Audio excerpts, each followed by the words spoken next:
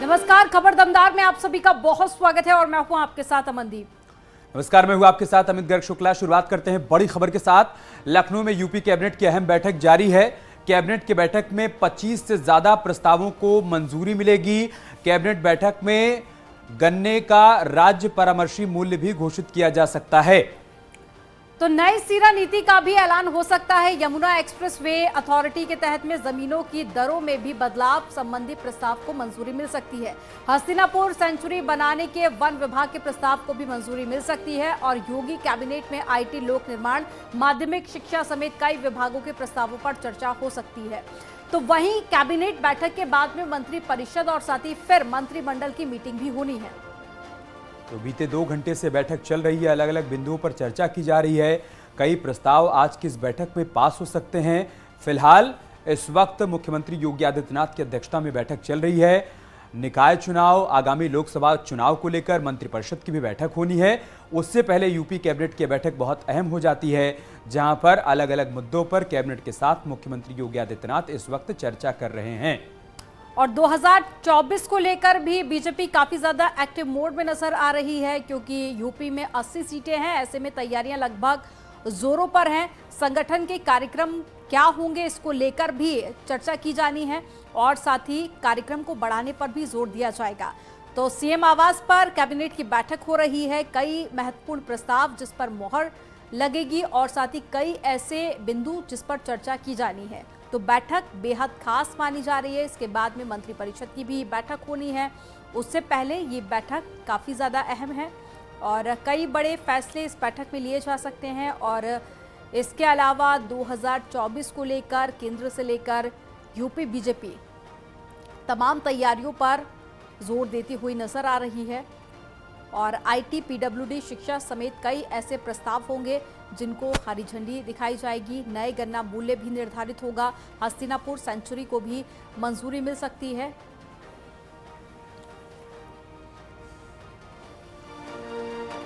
लखनऊ से हमारे सहयोगी संकेत इस वक्त हमारे साथ जुड़ चुके हैं। संकेत, 2 घंटे से ज्यादा का समय हो चुका है इस बैठक को शुरू हुए, अभी भी बैठक चल रही है। क्या बड़ी बातें निकलकर सामने आई हैं?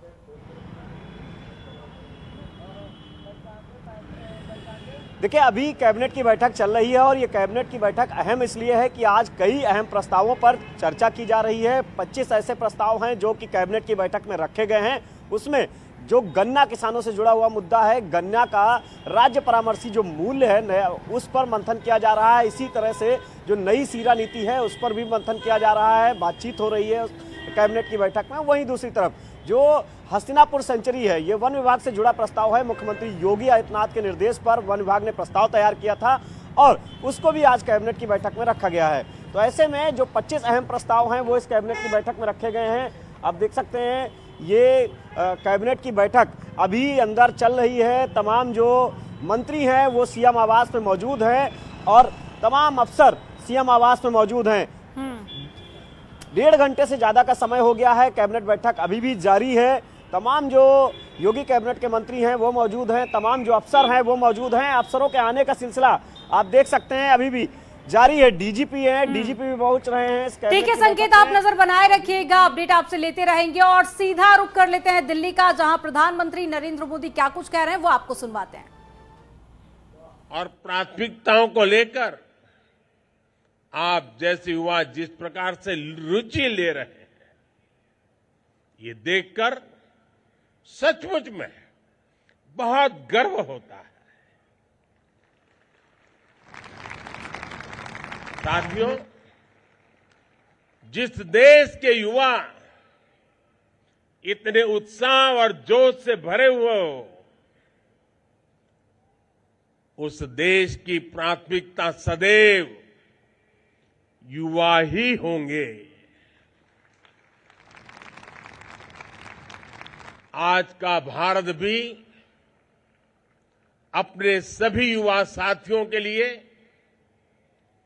वो प्लेटफॉर्म देने का प्रयास कर रहा है जो आपके सपनों को पूरा करने में मदद कर सके। आज भारत में युवाओं के लिए नए नए सेक्टर्स खोले जा रहे हैं। भारत की डिजिटल क्रांति हो, भारत की स्टार्टअप क्रांति हो, इनोवेशन क्रांति हो, इन सब का सबसे बड़ा लाभ युवाओं को ही तो हो रहा है। आज भारत जिस तरह अपने डिफेंस सेक्टर में लगातार रिफॉर्म्स कर रहा है, उसका लाभ भी देश के युवाओं को हो रहा है। एक समय था जब हम असॉल्ट राइफल और बुलेट प्रूफ जैकेट तक विदेशों से मंगवाते थे। आज सेना की जरूरत के सैकड़ों ऐसे सामान हैं जो हम भारत में बना रहे हैं। आज हम अपने बॉर्डर इंफ्रास्ट्रक्चर पर भी बहुत तेजी से काम कर रहे हैं। ये सारे अभियान भारत के युवाओं के लिए नई संभावनाएं लेकर के आए हैं, अवसर लेकर के आए हैं। साथियों, जब हम युवाओं पर भरोसा करते हैं तब क्या परिणाम आता है, इसका एक उत्तम उदाहरण हमारा स्पेस सेक्टर है। देश ने स्पेस सेक्टर के द्वार युवा टैलेंट के लिए खोल दिए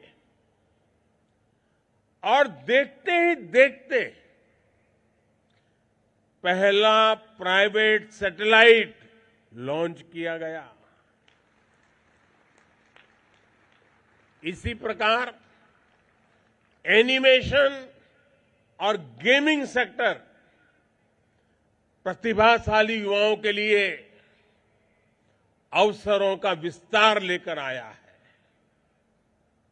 आपने ड्रोन का उपयोग या तो खुद किया होगा या फिर किसी दूसरे को करते हुए देखा होगा। अब तो ड्रोन का यह दायरा भी लगातार बढ़ रहा है। एंटरटेनमेंट हो, लॉजिस्टिक हो, खेतीबाड़ी हो, हर जगह ड्रोन टेक्नोलॉजी आ रही है। आज देश के युवा हर प्रकार का ड्रोन भारत में तैयार करने के लिए आगे आ रहे हैं। साथियों, मुझे एहसास है कि आप में से अधिकतर युवा हमारी सेनाओं से, हमारे सुरक्षा बलों से, एजेंसियों से जुड़ने की आकांक्षा रखते हैं। तो प्रधानमंत्री मोदी को सुन रहे थे आप, जो कि एनसीसी कैडेट्स को संबोधित करते हुए बता रहे थे कि युवा कैसे भविष्य के भारत को आगे ले जाने की दिशा में आगे बढ़ रहे हैं। और चलिए खबरों में आगे बढ़ते हैं, बात करते हैं राजस्थान की। राजस्थान के जालोर में नीलकंठ महादेव मंदिर के एक कार्यक्रम में मुख्यमंत्री योगी आदित्यनाथ ने बड़ा बयान दिया। उन्होंने कहा कि सनातन धर्म भारत का राष्ट्रीय धर्म है, व्यक्तिगत स्वार्थ के ऊपर उठकर हम राष्ट्रीय धर्म से जुड़े हैं। हमारा देश सुरक्षित है, गो और ब्राह्मण की रक्षा हो। सीएम योगी ने यह भी कहा कि किसी कालखंड में अगर हमारे धर्मस्थलों को अपवित्र किया गया है तो उनकी पुनर्स्थापना का एक अभियान चलना चाहिए। इस अभियान का क्रम आप देख रहे होंगे कि अयोध्या में 500 वर्ष बाद मोदी जी के प्रयास से भव्य राम मंदिर के निर्माण का काम आज पूरा होने जा रहा है। आज भारत का राष्ट्रीय मंदिर भगवान राम के मंदिर के रूप में स्थापित हो रहा है और ये बयान सामने आया सीएम का, जिसके बाद में तमाम विपक्षी पार्टियों ने इस पर पलटवार भी किया। हमारा सनातन धर्म भारत का राष्ट्रीय धर्म है। हम सब अपने व्यक्तिगत स्वार्थों से ऊपर उठ करके अपने इस राष्ट्रीय धर्म के साथ जुड़ते हैं। हमारा देश सुरक्षित हो, हमारे मान बिंदुओं की पुनर्स्थापना हो, गौ ब्राह्मण की रक्षा हो, किसी कालखंड में अगर हमारे धर्मस्थलों को अपवित्र किया गया है, उनकी पुनर्स्थापना का एक अभियान चले। और इस अभियान का क्रम आज आप देख रहे होंगे। अयोध्या में 500 वर्षों के बाद प्रधानमंत्री मोदी जी के प्रयास से भगवान राम के भव्य मंदिर के निर्माण का कार्य आज पूरा होने जा रहा है। आप सभी श्रद्धालु जनों ने भगवान राम के भव्य मंदिर के निर्माण में अपना योगदान दिया। आज भारत की भावनाओं के अनुरूप भारत का राष्ट्रीय मंदिर भगवान राम के भव्य मंदिर के रूप में स्थापित हो रहा है। और मुझे बहुत प्रसन्नता है कि भगवान राम के भव्य मंदिर के निर्माण का कार्य और रामलला विराजमान अगले 1 वर्ष के अंदर अपने भव्य मंदिर में होंगे। उससे पहले राजस्थान के इस भव्य मंदिर के पुनरुद्धार का सौभाग्य आज मुझे यहां प्राप्त हुआ है। समाजवादी पार्टी के नेता स्वामी प्रसाद मौर्य हैं कि मानने का नाम नहीं ले रहे हैं। रामचरितमानस पर जारी विवाद के बीच आज स्वामी प्रसाद मौर्य ने पार्टी अध्यक्ष से मुलाकात की, लेकिन जब मीडिया से मुखातिब हुए तब उन्हें अपने बयान पर कोई पछतावा नहीं दिखा, ये कहते हुए नजर आए। तो वहीं रामचरितमानस की चौपाई से शुरू हुआ विवाद अब संतों महंतों तक जा पहुंचा है। एक और विवाद का अध्याय जारी है, तो वहीं दूसरी ओर स्वामी के विरोध में जगह जगह प्रदर्शन का दौर भी जारी है।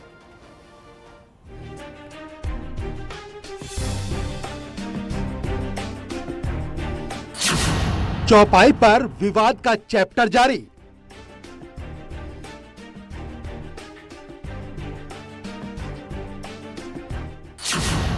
नई रामायण पर महाभारत भारी।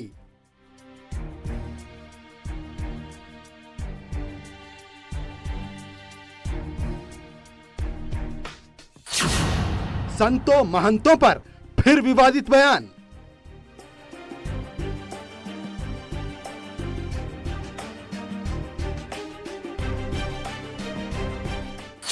रामचरितमानस की चौपाई पर दिए बयान को लेकर समाजवादी पार्टी के नेता स्वामी प्रसाद मौर्य घिर गए हैं, लेकिन जिद ऐसी है कि मानने को तैयार नहीं है।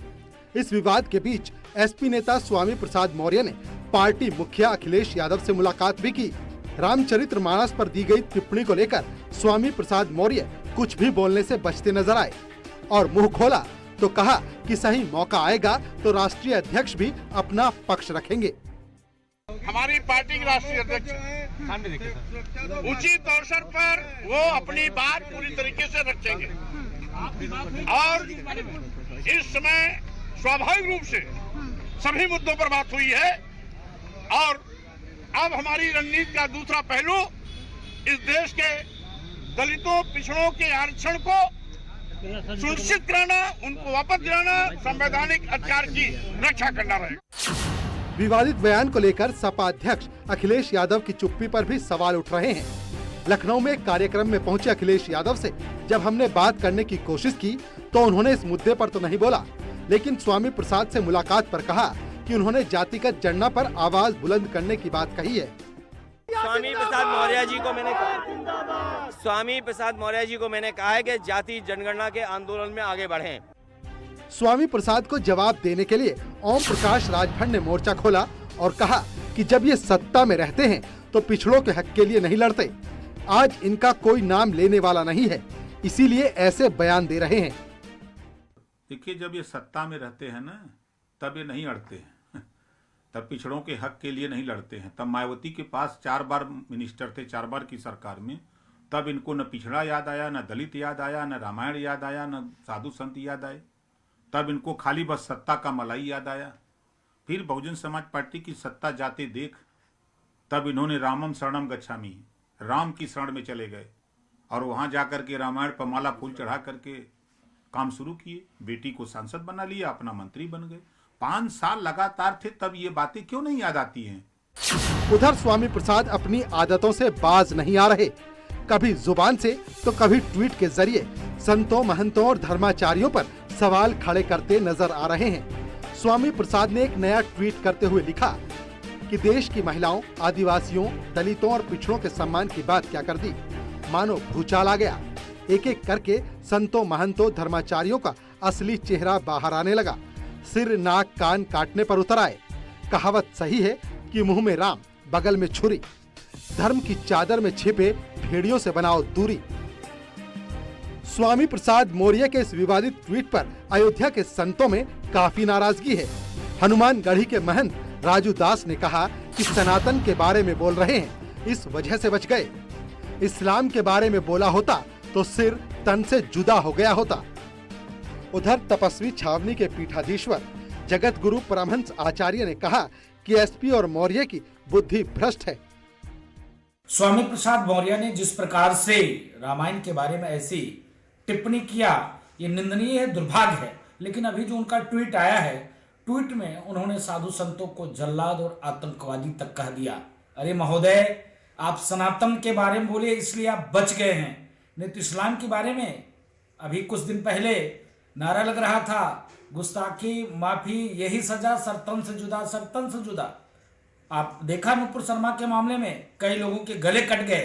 तो आप सौभाग्यशाली हो कि सनातन वाले ही आपको कुछ बोले हैं, नहीं तो अगर अन्य धर्म के बारे में आप टीका टिप्पणी किए होते तो आपका सरतन से जुदा हो जाता। ये जो कह रहे हैं कि जो इनके बयान से जो लोग इनका जो है प्रतिक्रिया दे रहे हैं, उनको कहते हैं कि इनको आतंकवादी कहे, कि महाशैतान कहे, कि जल्लाद कहे।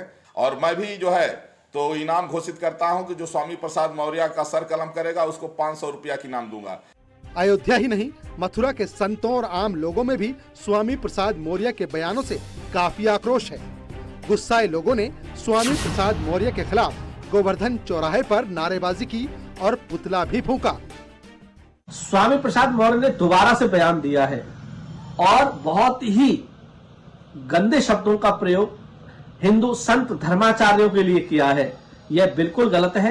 सनातन संस्कृति और एक तो राम, श्री राम और रामचरितमानस तुलसीदास जी पर वो उंगली उठाते हैं, और दूसरा संत धर्माचार्यों को आतंकवादी और महाशैतान, जल्लाद जैसे शब्दों का प्रयोग करते हैं।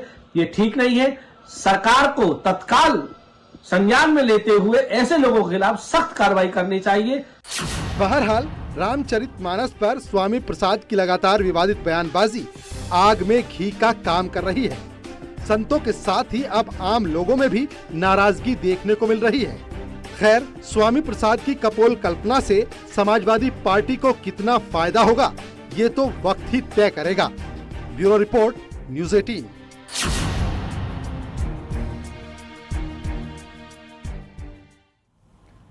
और चलिए यहाँ पर रुकेंगे एक छोटे से ब्रेक के लिए। जल्द लौटेंगे कुछ और खबरों के साथ।